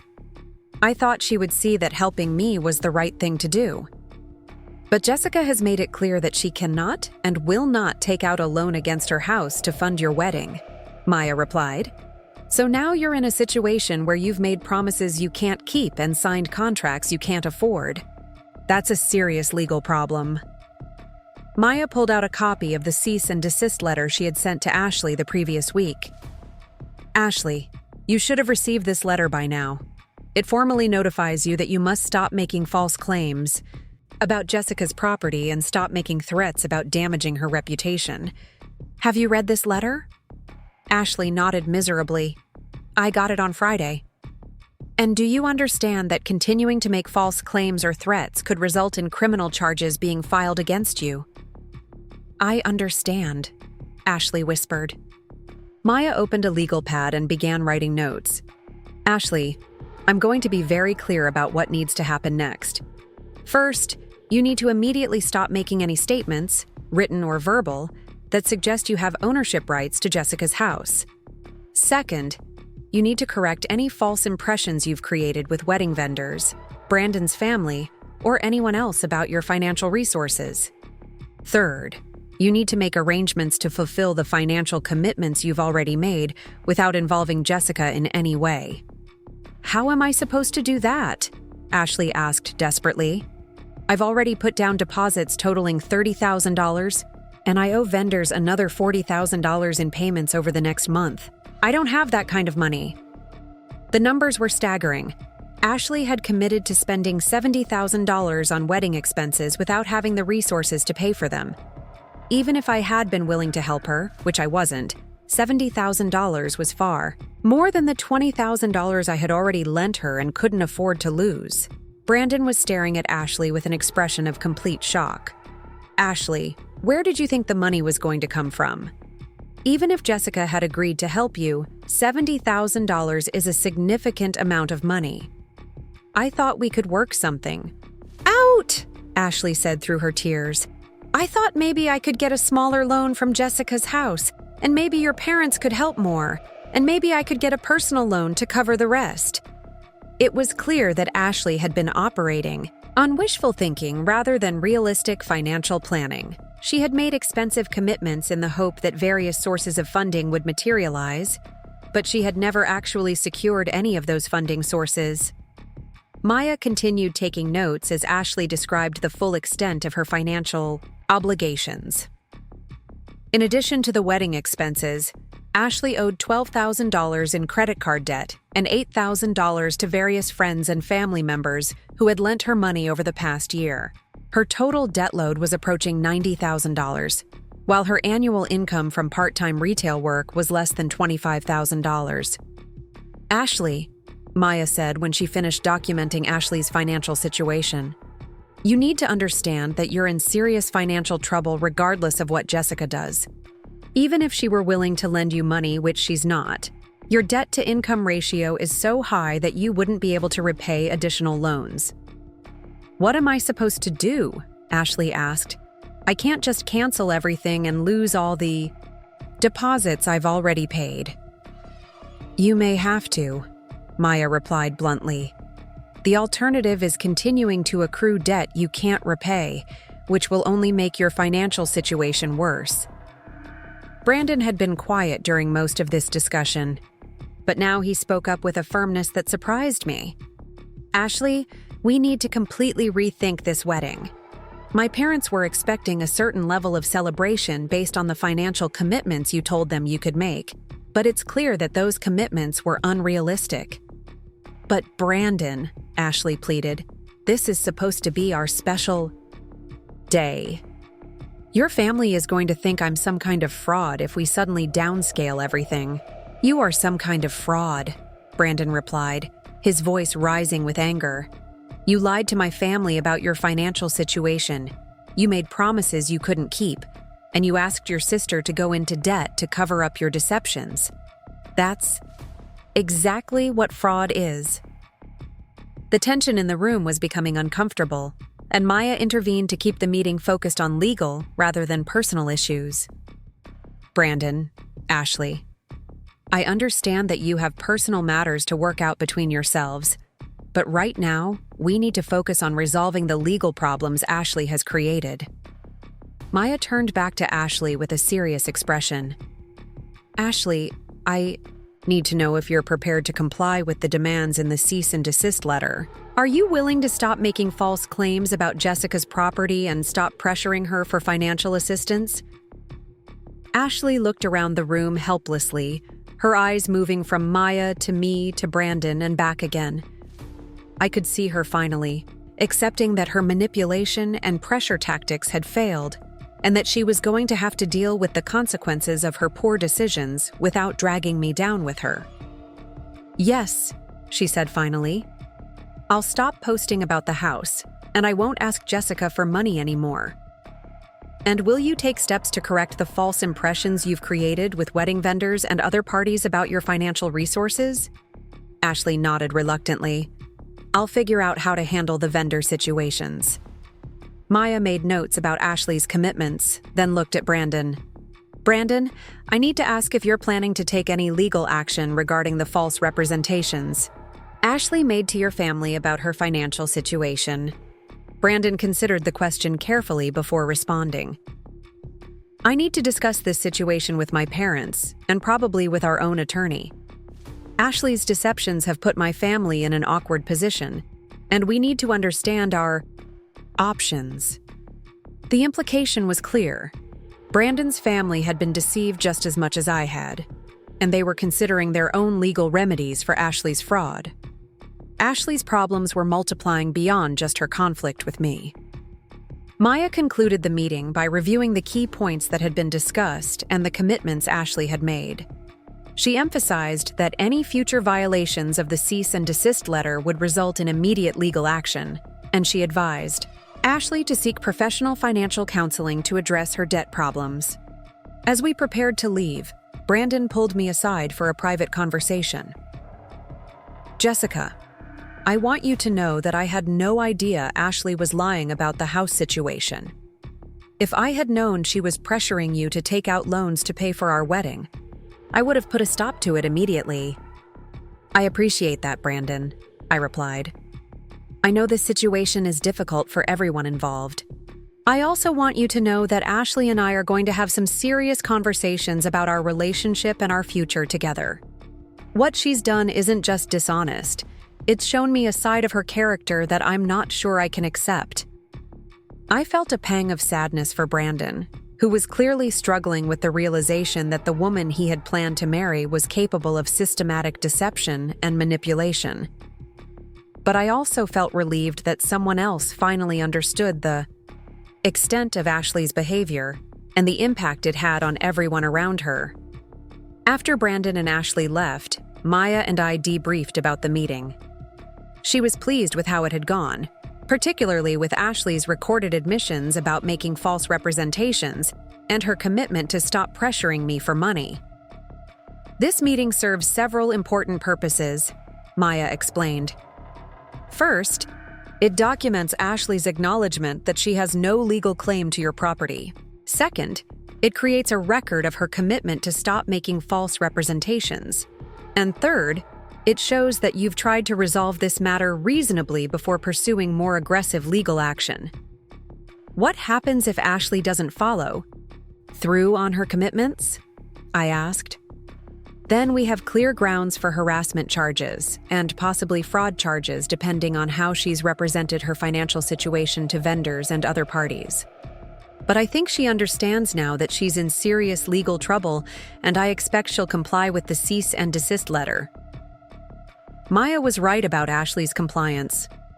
Over the following days, I noticed that Ashley's social media posts about the house stopped completely. She also deleted several previous posts that had implied ownership or residence, and she stopped responding to comments from followers about the family property. But Ashley's legal compliance didn't mean our family relationships were healing. If anything, the formal meeting had made the breach between us more final and more painful. We were no longer sisters having a disagreement. We were adversaries who had been forced to negotiate through attorneys. The following week, I learned more about the extent of Ashley's financial problems when my mother called with disturbing news. "Mija, Ashley has been calling everyone in the family asking for money," Mom said. "Your cousin Maria, your Aunt Carmen, even your Uncle Roberto. She's telling people that she needs help with wedding expenses because of some kind of family emergency." I felt a stab of anger at Ashley's continued manipulations, even after her promise to stop pressuring family members for financial assistance. What kind of family emergency is she claiming? She's being very vague, just saying that unexpected circumstances have made it impossible for her to afford the wedding she had planned. She's not mentioning you specifically, but she's implying that someone in the family has let her down. This was exactly the kind of reputation damage that Maya had warned me about. Ashley was finding ways to pressure me indirectly by creating family drama and making me look like the villain without explicitly violating the cease and desist letter. "How much money has she asked for?" I asked. "She asked Maria for $5,000, Carmen for $8,000, and Roberto for $10,000. She's telling people that these are loans that she'll repay after the wedding, but you know how these family loans usually work out." I knew exactly how they worked out. Ashley would take the money, have her expensive wedding, and then find reasons why she couldn't repay the loans. Our relatives would eventually write off the money as a family favor, and Ashley would escape the consequences of her poor financial planning. "Are people actually giving her money?" I asked. "Some are," Mom admitted. "Maria already sent her $2,000, and Carmen is considering it. People feel sorry for her because she seems so desperate and upset." I realized that Ashley had found a way to circumvent my refusal to fund her wedding by manipulating other family members who didn't understand the full situation. She was still getting money for her expenses, just from different sources, and she was still creating the impression that I was somehow to blame for her financial problems. Maya advised me that Ashley's actions might not technically violate the cease and desist letter, but they were certainly violating the spirit of our agreement. If Ashley continued this pattern of indirect manipulation and reputation damage, we would have grounds to pursue more aggressive legal action. The challenge, Maya explained, is that Ashley is being careful not to make explicit false statements about the house or direct threats against you. She's operating in a gray area where her behavior is manipulative and harmful, but not clearly illegal. So what can I do about it? We can send a follow-up letter making it clear that indirect pressure and reputation damage are also unacceptable. We can also start documenting these incidents in case we need to pursue harassment charges later. I was frustrated by Ashley's continued manipulation, but I was also beginning to understand that this was who she really was. The sister I had loved and protected for years was someone who was willing to lie, manipulate, and pressure vulnerable family members to get what she wanted. Accepting this reality was painful, but it was also liberating in a strange way. I no longer had to feel guilty about protecting myself from Ashley's demands. I no longer had to question whether I was being a good sister by refusing to mortgage my financial future for her wedding. Ashley had shown me exactly who she was, and I could finally respond to that reality instead of the fantasy of who I had wanted her to be. The crisis had revealed something important about both of us. Ashley was willing to destroy family relationships to get what she wanted, and I was strong enough to protect myself, even when that protection came at an emotional cost. Neither of us was the same person we had been before this conflict began, and our relationship would never be the same either. But as I sat in my kitchen that evening, looking out at Abuela Elena's garden in the fading light, I felt a sense of peace that I hadn't experienced in weeks. I had stood up for myself, protected my financial security, and honored the trust my grandmother had placed in me when she left me her house. Whatever happened with Ashley going forward, I had proven to myself that I was capable of making difficult decisions and living with the consequences. The house that had started as a blessing, then became a source of conflict, was slowly becoming something else entirely. A symbol of my independence, my strength, and my commitment to building a life based on my own values rather than other people's expectations or demands. Ashley could continue her manipulations and her attempts to pressure me indirectly, but she could no longer touch the foundation I had built for myself. I was finally free from the obligation to manage Ashley's problems, fund her mistakes, or protect her from the consequences of her poor decisions. It was a freedom that came with sadness and loss, but it was also a freedom that opened up possibilities I had never considered before. For the first time in my adult life, I was truly independent, and that independence felt like the most valuable thing I had ever owned.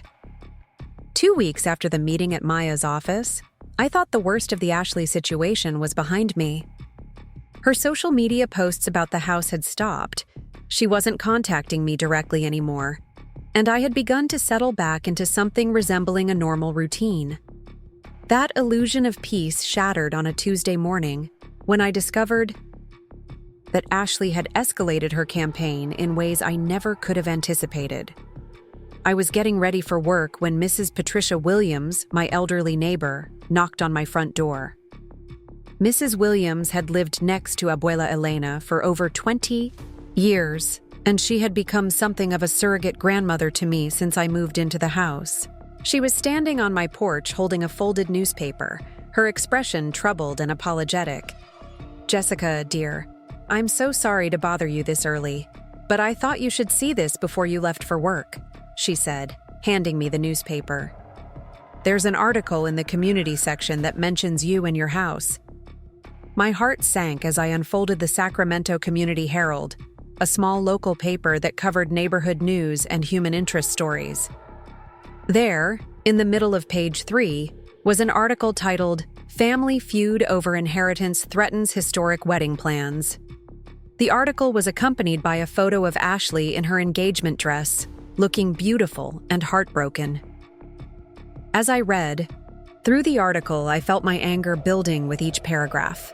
Ashley had given an interview to a reporter, presenting herself as the victim of a cruel sister who was hoarding family wealth and refusing to help with wedding expenses.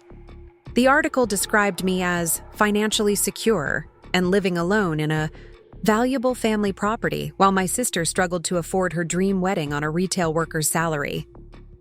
The article quoted Ashley extensively, painting a picture of two sisters with vastly different financial situations and very different approaches to family loyalty. "Jessica has always been the practical one," Ashley was quoted as saying, "but I never thought she would be so calculating about money when it comes to helping family. This house has been in our family for generations, and I grew up thinking we would always support each other through important life events." What made the article particularly damaging was its emotional appeal and its careful omission of crucial facts.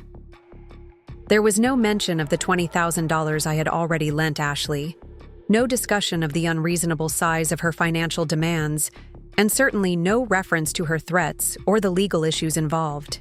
Instead, Ashley came across as a sympathetic figure whose modest requests for help were being coldly rejected by a wealthy, selfish sister. The reporter had also spoken to several community members who knew our family, and their quotes added to the narrative of Ashley as the wronged party. "The Martinez sisters always seemed so close," commented one family friend. "It's sad to see money come between siblings, especially during such an important time in Ashley's life." Mrs. Williams watched my face as I read, her own expression growing more concerned with each passing moment. "Dear, is this article accurate? Are you really refusing to help your sister with her wedding?" I invited Mrs. Williams inside and spent the next 30 minutes explaining the real situation, including Ashley's demands for $225,000, her threats, and the legal steps I had been forced to take to protect myself. Mrs. Williams listened with growing shock and dismay, occasionally shaking her head or making sympathetic sounds. "That poor Brandon," she said when I finished. "Does he understand what kind of person he's planning to marry?" "I think he's starting to," I replied. The meeting at my attorney's office was quite an eye-opener for him. After Mrs. Williams left, I called Maya immediately to report this. New development. She was already aware of the article, having been alerted by her office's media monitoring service. "This is exactly the kind of reputation damage we were concerned about," Maya said grimly. "Ashley has found a way to attack you publicly while staying just within the bounds of the cease and desist letter. She hasn't made any false statements about property ownership, but she's certainly created a misleading impression about the situation. What can we do about it? We can demand a retraction and clarification from the newspaper, and we can consider defamation action if the article causes you measurable harm. But the bigger issue is that Ashley has escalated her campaign beyond family pressure to public manipulation." Maya scheduled an emergency meeting for that afternoon to discuss our options. She also advised me to document any negative reactions I received as a result of the article, including social media comments, messages from friends or colleagues, or any professional consequences. The professional consequences became apparent almost immediately when I arrived at work. My boss, Jennifer Santos, called me into her office before I had even reached my desk. "Jessica, I received some concerning phone calls this morning from clients who saw an article about you in the community paper," Jennifer said, her expression serious. "Can you help me understand what's going on with your family situation?" I explained the basics of the conflict with Ashley, emphasizing the legal and financial issues involved. Jennifer listened carefully, taking notes as I described Ashley's unreasonable demands and threatening behavior. "I'm not concerned about your personal family matters," Jennifer said when I finished, "but I am concerned about how this publicity might affect our client's perception of your professionalism and judgment. Some of the people who called were asking whether you're having financial difficulties or personal problems that might affect your work." The irony was devastating. Ashley's public campaign to portray me as wealthy and selfish was simultaneously creating the impression among my professional contacts that I might be unstable or unreliable. Her manipulation was damaging my reputation from multiple angles. "I understand your concerns," I told Jennifer, "and I want to assure you that my personal situation won't affect my work performance. I'm handling the family conflict through proper, legal channels, and I'm committed to maintaining the highest professional standards." Jennifer seemed satisfied with my response, but she also made it clear that any further negative publicity could become a serious problem for my career. The tech startup industry was highly competitive and image-conscious, and companies couldn't afford to have employees who generated controversy or negative attention.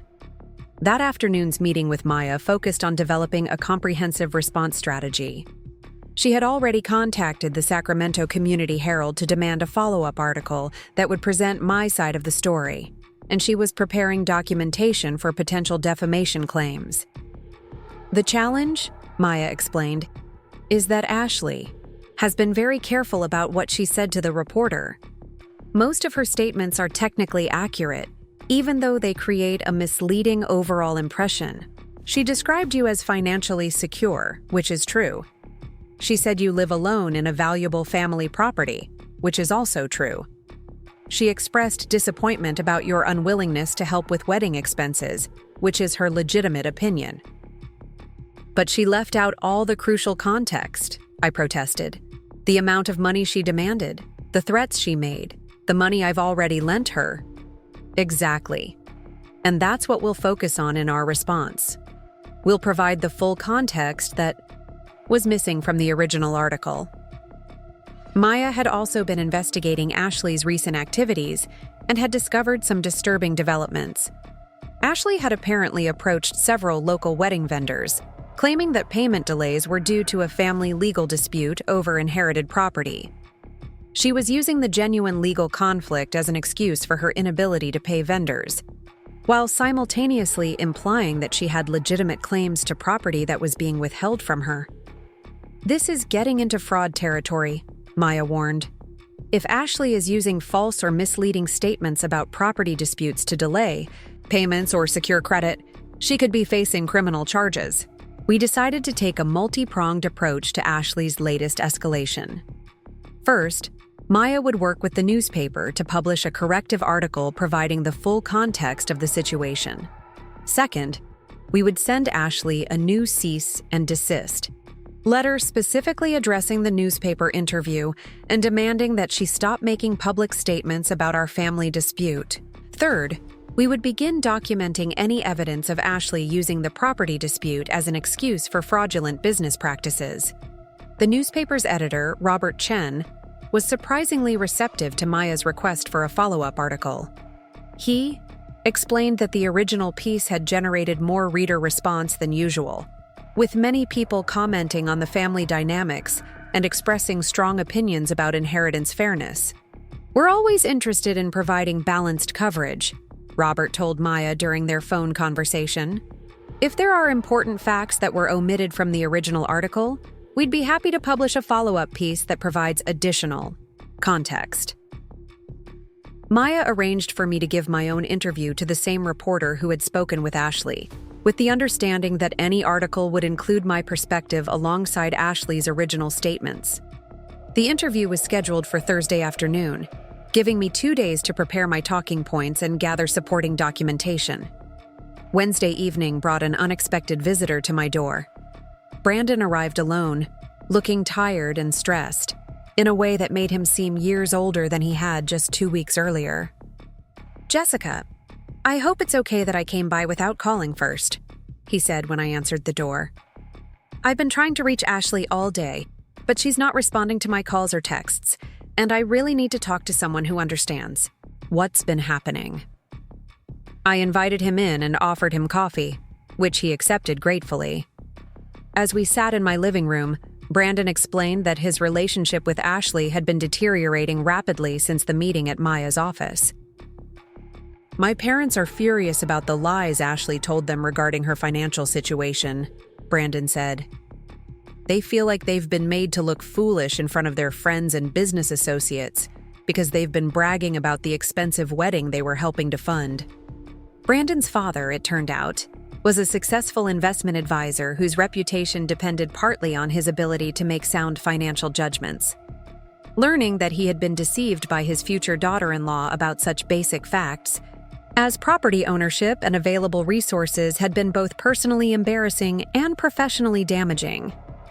"My father is talking about demanding repayment of the $35,000 he's already contributed to wedding expenses," Brandon continued. "He says he made those contributions based on fraudulent representations about Ashley's ability to match his investment. The financial web that Ashley had created was becoming increasingly complex and increasingly damaging to everyone involved. She had borrowed money from me, from various family members, from Brandon's parents, and probably from other sources I didn't know about, all based on false promises about her ability to repay these debts." "What are you going to do about the wedding?" I asked. Brandon sighed deeply. "We've postponed it indefinitely. Ashley keeps saying she can figure out the money situation, but she won't explain how. She's become secretive and defensive about finances, and she gets angry whenever I ask specific questions about her plans." "I'm sorry this is affecting your relationship," I said, and I meant it. Brandon seemed like a decent person who had been caught up in Ashley's deceptions through no fault of his own. "Can I ask you something?" Brandon said. "The newspaper article made it sound like you're being unreasonable about helping Ashley. But based on what I learned at the attorney's office, it seems like she was asking you to take on enormous debt for her wedding. Is that accurate?" I explained the full scope of Ashley's demands, including the $225,000 loan request and the monthly payments that would have consumed nearly half of my take-home income. I also told Brandon about the $20,000 I had already lent Ashley over the past months, money that had never been repaid despite her repeated promises. I had no idea the amounts were so large, Brandon said, shaking his head. Ashley always talked about family help and temporary assistance, but she never mentioned specific numbers like that. Ashley has been very careful about how she presents information to different people, I replied. She tells everyone just enough to get what she wants, but never enough for them to understand the full scope of what she's doing. Brandon stayed for another hour, mostly just talking through his feelings about the situation and trying to process the reality of who Ashley had revealed herself to be. As he was preparing to leave, he asked if I thought Ashley was capable of changing her behavior and becoming more honest and responsible. I hope she is, I said honestly, but change has to come from within. Ashley needs to face the consequences of her actions and take responsibility for her mistakes before she can really change. As long as she's focused on manipulating other people to solve her problems, she's not going to develop the skills she needs to handle her own life responsibly. Thursday's interview with the Sacramento Community Herald went well. The reporter, Maria Gonzalez, was professional and thorough, asking detailed questions about the timeline of events, the specific amounts of money involved, and the legal steps I had taken to protect myself. I provided documentation of Ashley's social media posts, copies of threatening text messages, and bank records showing the loans I had already made. This certainly provides a different perspective on the situation, Maria said as she reviewed the documentation. The original article focused on the emotional aspects of the family conflict, but these documents suggest there are serious legal and financial issues that weren't addressed. The follow-up article was published the following Monday under the key headline, Family Inheritance Dispute Involves Threats, Legal Action. This article presented a much more balanced view of the situation, including specific details about Ashley's demands, her threatening behavior, and the legal steps I had been forced to take. The article quoted Maya extensively about the legal issues involved, and it included statements from David Rodriguez about the frequency of family property disputes and the importance of respecting inheritance decisions. Most importantly, it provided the financial context that had been missing from the original piece, making it clear that Ashley's requests were far more extensive and unreasonable than initially reported. Public reaction to the follow-up article was markedly different from the response to Ashley's original interview. Comments on the newspaper's website were largely supportive of my position, with many readers expressing shock at the amounts of money involved and sympathy for my difficulty situation. I can't believe someone would ask their sister to mortgage their house for a wedding, wrote one commenter. That's not family loyalty, that's financial abuse. Another reader wrote, the first article made Jessica sound selfish, but now it's clear that Ashley was trying to manipulate her sister into massive debt. Good for Jessica for standing up for herself. The shift in public opinion was gratifying, but it also highlighted how easily Ashley had initially manipulated the narrative to make herself appear sympathetic. If I hadn't had documentation and legal representation, her version of events might have stood unchallenged, causing permanent damage to my reputation and relationships. The week following the corrective article brought unexpected news from multiple sources. First, Maya learned that Ashley had defaulted on several vendor contracts, leaving wedding providers with thousands of dollars in unpaid bills. Second, my cousin Maria called to tell me that Ashley had never repaid the $2,000 loan, despite promises that the money was just needed temporarily. Third, and most surprisingly, I received a call from Victoria Hayes, a wedding planner who had been working with Ashley.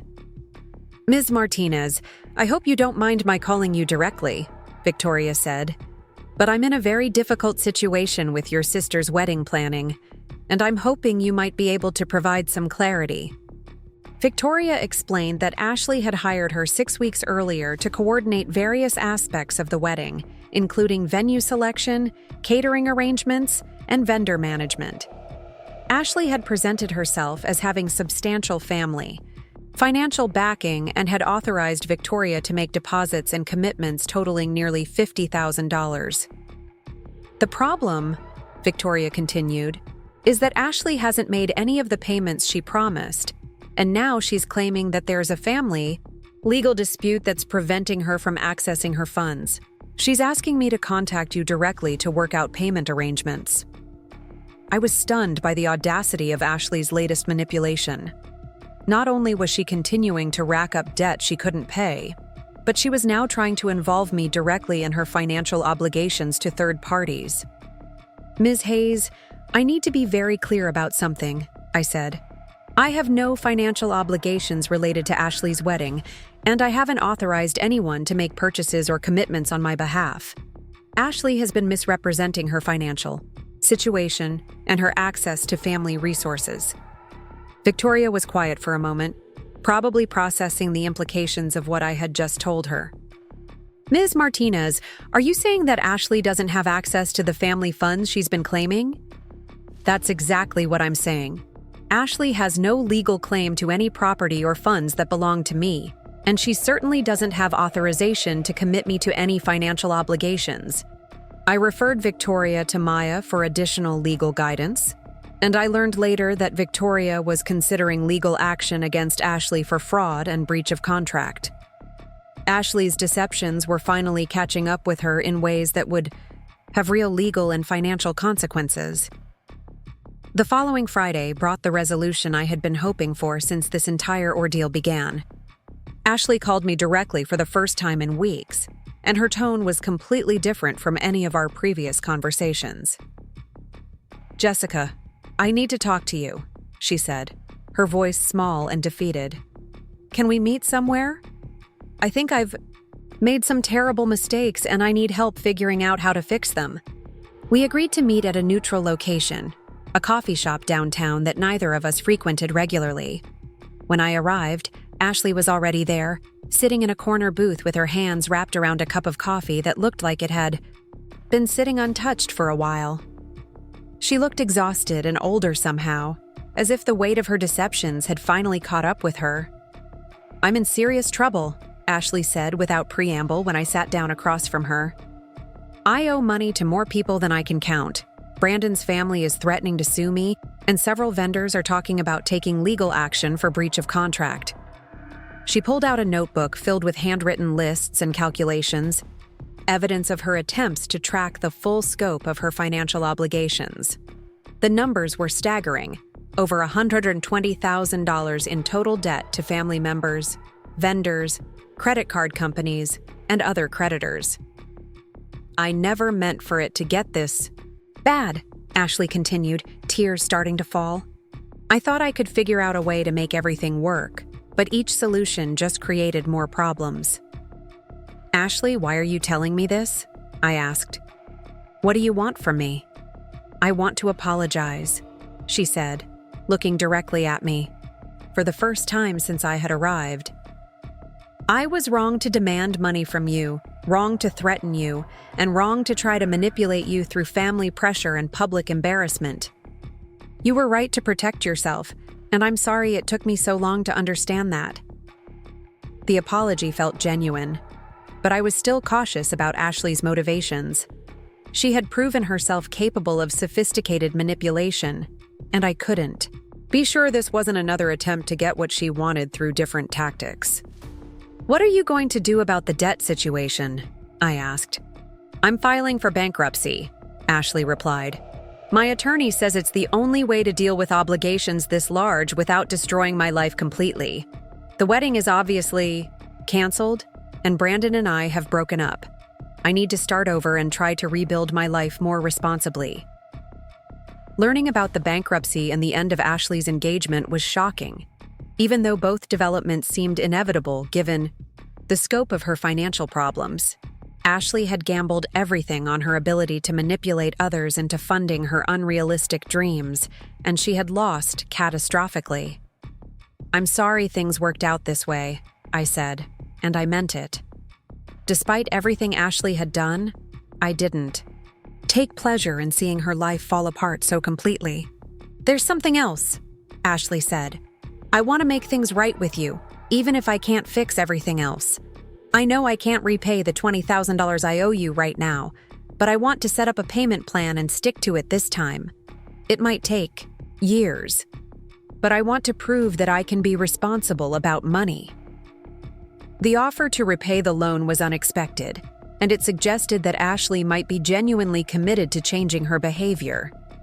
But I had learned to be skeptical of her promises, and I wasn't prepared to make any agreements without careful consideration. "Ashley, I appreciate the apology and the offer to repay the loan," I said carefully, "but I need time to think about how I want to handle this going forward. Too much has happened for us to just go back to the way things were before." Ashley nodded, looking sad but unsurprised. "I understand. I know I've damaged our relationship, maybe permanently. I just wanted you to know that I finally understand what I did wrong and why you had to protect yourself the way you did." We talked for another 30 minutes, mostly about Ashley's plans for rebuilding her life and dealing with the legal consequences of her actions. She was planning to move back in with our parents temporarily while she worked through the bankruptcy process and looked for more stable employment. The glamorous lifestyle she had been trying to maintain was clearly over, at least for the foreseeable future. As we prepared to leave, Ashley made one final request. "Would it be okay if I wrote you a letter explaining everything that happened and why I made the choices I did? I know it won't fix anything, but I think it might help both of us understand how this situation got so out of control." I agreed to read a letter if she wanted to write one, but I made no commitments about how I would respond. The trust between us had been shattered, and rebuilding it would require consistent actions over time, not just words or promises. That evening, I called Maya to update her on my conversation with Ashley and to discuss the implications of Ashley's bankruptcy filing for the various legal issues we had been pursuing. Maya was pleased to hear about Ashley's apology and her apparent acceptance of responsibility, but she also cautioned me about being too trusting too quickly. People in desperate financial situations sometimes say whatever they think will help them, Maya warned.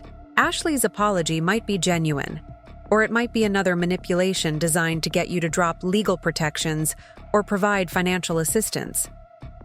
I'd recommend maintaining your boundaries until you see sustained evidence of changed behavior. Maya's advice was sound, and I decided to continue treating Ashley with cautious professionalism rather than sisterly affection until she proved that her transformation was real and lasting. Too much damage had been done for me to simply accept her apology and move forward as if nothing had happened. 2 weeks later, Ashley's promised letter arrived in my mailbox.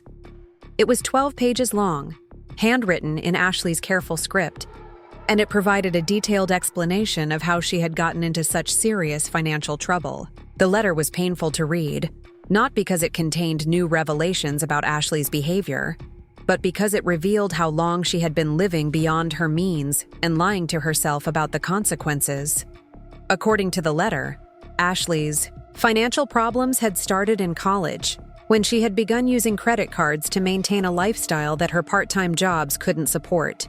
After graduation, instead of scaling back her expenses or finding better employment, she had continued borrowing money and making minimum payments while hoping that something would change to improve her financial situation. The engagement to Brandon had seemed like the solution to all her problems. His family's wealth had given Ashley access to an expensive lifestyle without immediate financial consequences, and she had begun to see the wedding as her opportunity to cement her place in Brandon's affluent social circle. The pressure to have an impressive wedding had led to increasingly desperate attempts to secure funding, culminating in her demands on me and her fraudulent representations to vendors and family members. I convinced myself that I deserved the kind of wedding that Brandon's family expected, Ashley wrote, and I convinced myself that you were being selfish by not helping me achieve it. But the truth is that I was being selfish by expecting you to risk your financial security for my social ambitions. I was so focused on what I wanted that I couldn't see how unreasonable and hurtful my demands were.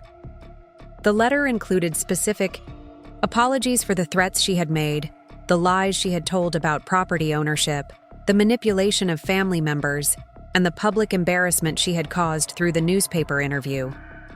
Ashley also acknowledged that rebuilding our relationship would require consistent actions over time, not just apologies or promises. "I know that saying sorry isn't enough," she wrote in conclusion.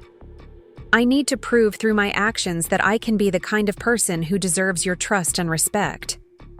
That's going to take time, and I understand if you're not willing to give me that chance. But I want you to know that I'm committed to becoming someone better, someone who takes responsibility for her own life instead of expecting other people to solve her problems." Reading Ashley's letter was emotionally complicated. Part of me was relieved to see evidence that she finally understood the impact of her behavior and was taking responsibility for her mistakes.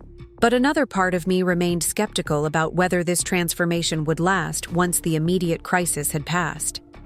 I decided to respond to Ashley's letter with a brief note acknowledging her apology while maintaining appropriate boundaries.